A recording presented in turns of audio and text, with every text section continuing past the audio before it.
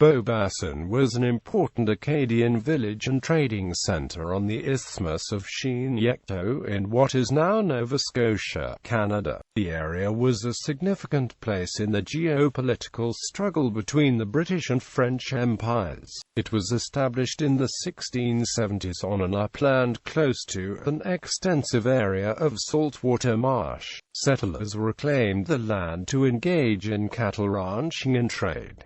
French colony. Jacques Bourgeois, a farmer, shipbuilder, and merchant at Port Royal, sold a part of his holdings to settle in the Chignecto Basin, where he built a flour mill and a sawmill. Around the same time, Michel Lénauf de Lavalière de Beaubassin set up a fur trading post on the isthmus, while devoting part of his time to the fishing, farming, settlement, and soldiering. Following success in the latter activity, in 1676 Governor Frontenac granted him 100 square leagues land, which became the Beaubassin Seigneury. He established himself on an upland known as Isle de Lavalière, later Tongs Island. The settlement prospered on the fertile Tantramar marshes and surrounding high ground, suitable for farming. The isthmus was also the site of a portage between the Bay of Fundy and the Northumberland Strait and lay at the heart of a vast trading network, encompassing Isle Royal, Nova Scotia and New England. The first fruit trees were brought from Port Royal by an Irishman, Roger Beaubassin, who established himself on a highland now known as the Butte Roger.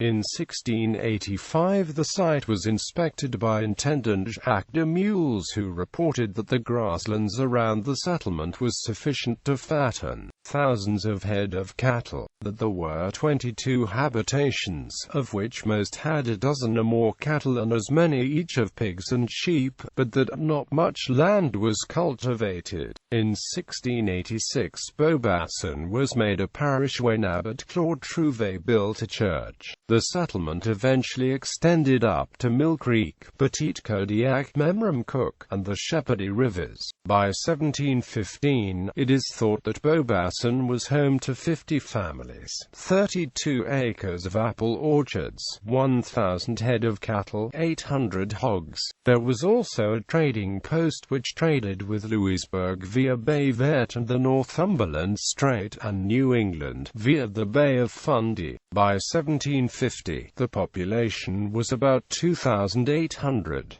Other villages in the immediate area included Westcac, Prix des Bergs, Prix des Richards, and Orlac. About half of the population were refugees from mainland Nova Scotia. Beginnings of warfare. The settlement was subject to attacks from New England, starting with the 1696 raid on Chignecto during Queen Anne's War, led by Benjamin Church. In 1704 he returned and attacked the Beaubassin region again. Destruction. Beaubassin was located at a site of strategic military importance, and its peace and prosperity of Beaubassin was ended by rivalry between Britain and France for the control of Canada in the mid-1700s. Acadia comprised most of what is now the Maritimes as well as parts of Quebec and northern Maine. With the 1713 Treaty of Utrecht, the part of Acadia today known as Peninsula Nova Scotia became another British colony on the eastern seaboard. The area now known as New Brunswick remained under French control, as did what are now known as Prince Edward Island and Cape Breton, then known collectively as Isle Royal. Due to disagreements in interpretation of the treaty provisions delineating Acadia's boundaries, the ownership of New Brunswick was disputed. An informal dividing line was established on the Isthmus of Chignecto at the Missaguash River, near the site of Beaubassin. In May 1750, the British dispatched Major Charles Lawrence, along with 800 troops, to seize control of the Isthmus of Chignecto and construct a fort near the French post of Point Beausejour, future site of Fort Beausejour. As the British arrived, the French and their allies burned the town to prevent its use by the enemy.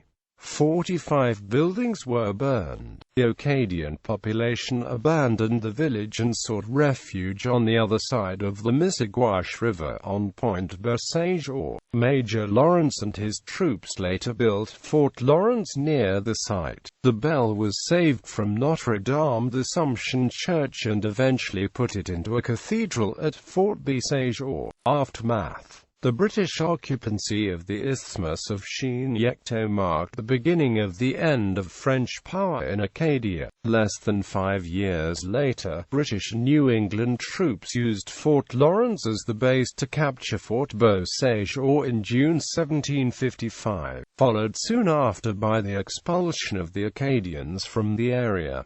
The site today. In 2004, Parks Canada acquired a significant portion of the lands on which Beaubassin once stood, and the site was designated a National Historic Site of Canada in 2005. The site includes the separately designated Fort Lawrence National Historic Site. There is a stone marker near the Nova Scotia Visitor Centre off the Trans-Canada Highway in Amherst, Nova Scotia, commemorating the village's existence. The pastured fields of the former Beaubassin village contain extensive archaeological resources including glass and ceramic artifacts and charred buildings that attest to the Acadian way of life. Modern buildings have impacted the archaeological resources, but much of the land is still agricultural or marshland. Cellar depressions demarcate the buildings that once made up the settlement. Demographics, Bibliography, and E.S. Griffiths, 2005. Migrant to Acadian, McGill, Queen's University Press. Benjamin Church, Thomas Church, Samuel Gardner Drake. The History of King Philip's War, also of expeditions against the French and Indians in its eastern parts of New England, in the years 1689, 1692, I-696 and 1704. With some account of the divine providence towards Col. Benjamin Church.